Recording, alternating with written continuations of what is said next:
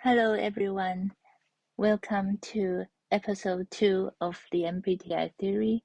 My name is Rita of the Shadow, and today's topic is about cognitive functions. So last time we talked about the 4 sides of the mind, the ego, and the shadow, and we also talk about our cognitive attitude, the optimistic versus pessimistic, and I also use an example of the INFJ personality to discuss all the 8 actors and what effects they may have as an example. And today is the continuation of that by going deeper into what are the cognitive functions in MBTI and Jungian context. So basically, there are the hypothetical mental frequencies which your mind can turn into. So everybody have all these 8 channels, but while some people have better reception in one, other people may have better reception in others, but everybody have all 8 of them. And I have used 2 colors to separate the 2 main categories. So here we have purple, which is the perceiving function, and the perceiving function is further divided into the sensing and intuition, and that itself is again further divided into extroverted and introverted of each one. So on each side we have 4, and on the right hand side for the judging function we have the thinking versus the feeling, and then they have their own introverted and extroverted counterpart as well. So the functions are stacked together in a person's consciousness. So the higher the stack, the better the signal qualities. So there are 4 in the ego, which is on the topmost stack, and this is the stack that your MBTI type code is describing. And there are 4 more in the shadow. So together it is the Jungian 8 stack. And as you can see, because there are 8 different ones on the top, as you can see, so that means in the Jungian stack you have all the cognitive functions, which is like the complete model for all the cognitive functions. And in the 16 stack model, it is the 1 to 8 in reverse order, basically. And in this model is used in the 4 sides of the mind. So as we can see in this one, so I guess for my videos, I will be mostly staying in this area.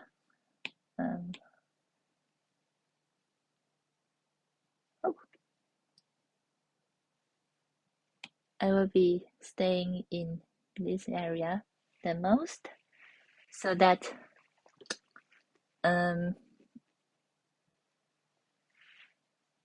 wait a minute, where was I? Here, stay in this area. Yeah. So that it's like in the middle, and we have enough complexity but not too complex, as well as because I'm still learning about the 4 sides of the mind myself. So I will be touch on it from time to time, but I will mostly stick to the ego and the shadow. Okay, continue. So what are the cognitive functions or the cognitive senses? So as you can see, the green are the judging, and the purple are the perceiving functions. And I have grouped them in a group of two. And the extroverted thinking and introverted feeling, they are in one axis. And extroverted thinking is about rationale, what other people are thinking. It's about the order, having things in a correct order, and whether or not what everyone think something is true or false. And by everyone, it means like the majority of people. So extroverted thinking wants to know what majority of people are thinking, and then they make a decision.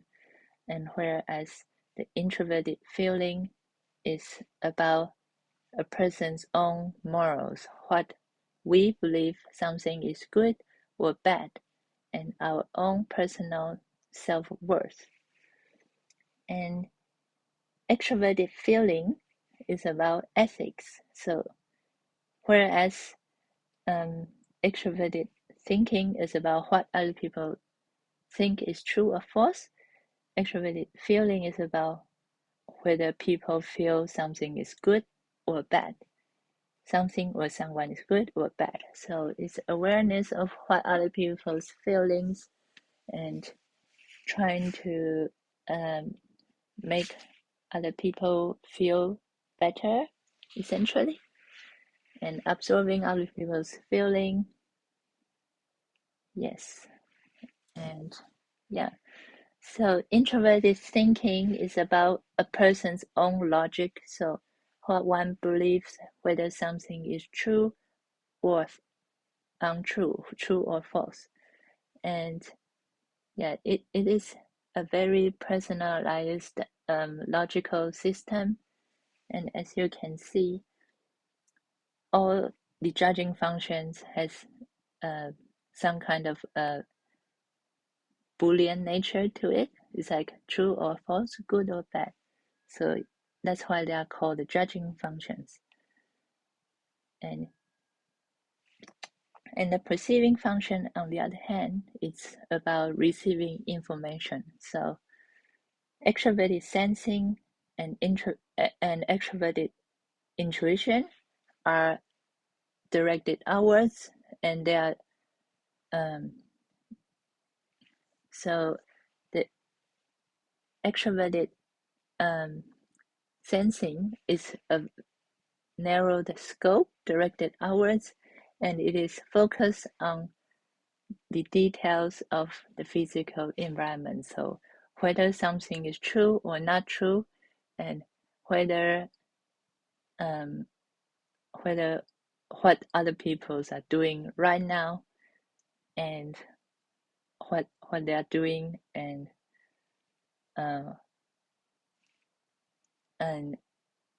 when and how they are reacting to something.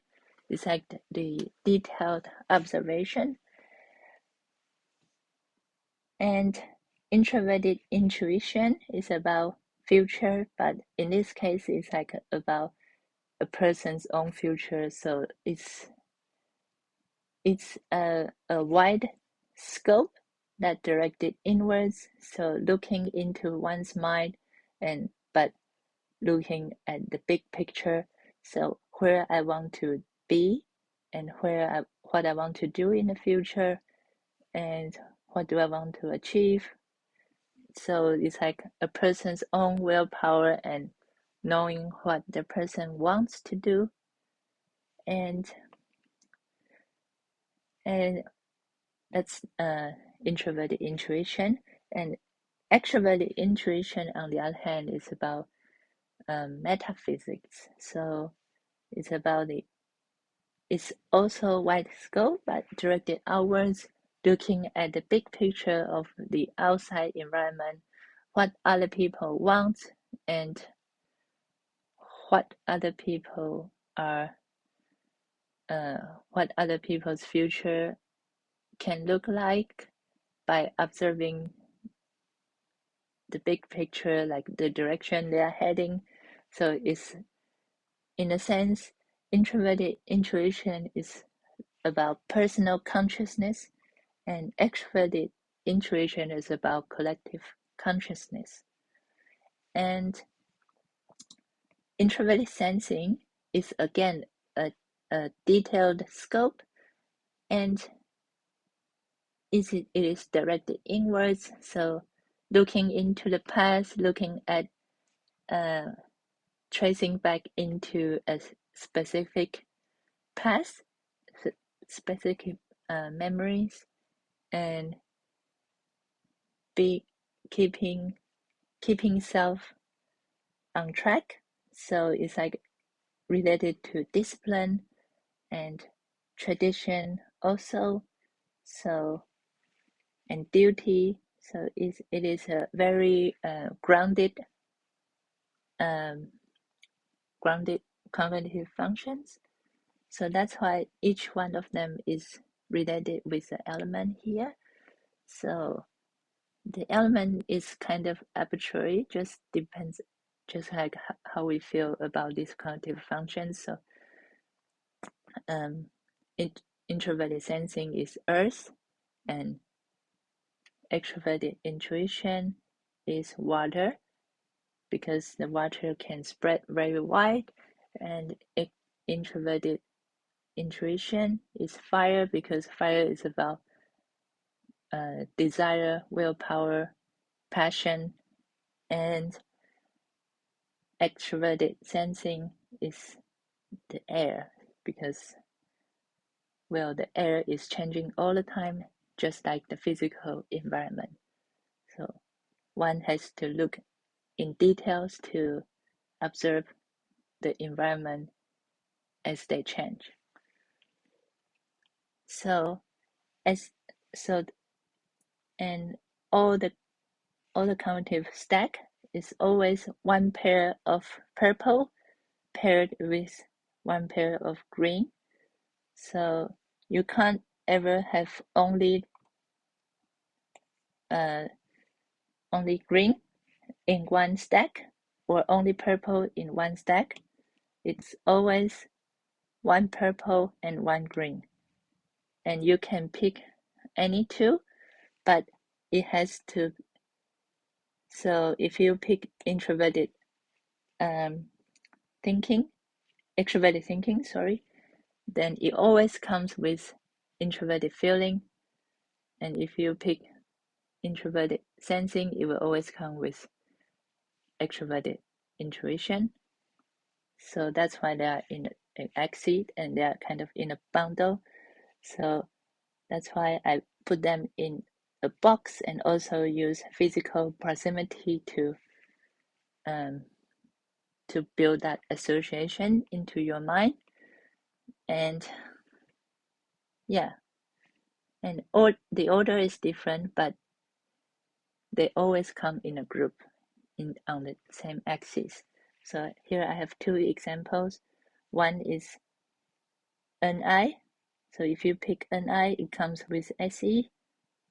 NI comes with SC. And if you pick FE, then it comes with TI.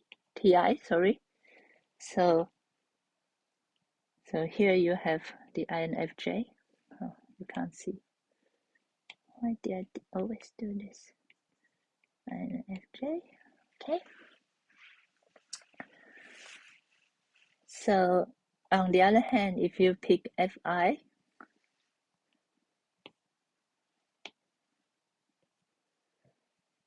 then it will come with a TE. And if you pick NE, then it will come with SI. Then here you have introverted feeling and intuition. So introverted intuition and feeling, and because you have an extroverted perceiving function, that is an INFP. So we will discuss how the MBTI code later, but for now you can see that there are two examples, like how they work. And here's the cognitive axis. So as I talked about earlier, hero is on an axis with the inferior, parent on an axis with the child. And so that means because they are always bundled together, you can, if you know just one from each category, like if you know one from the green and one from the purple, you can figure out someone's type. So if you know, yeah, so as I already explained, so if you know intuition or if you know TI, then you can deduct that they are an FJ, basically.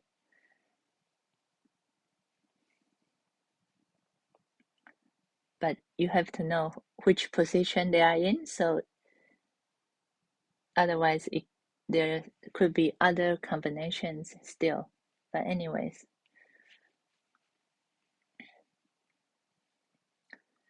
okay, so extroverted feeling is on an axis with the introverted thinking, and here the arrows are just to point out not only they are on the axis, but they are in direct opposition of each other. So yeah. And that's all for today's video. And next time, next video, I will talk about how the type code works and going into details in another different video of each cognitive functions. So yeah. Okay. Thank you.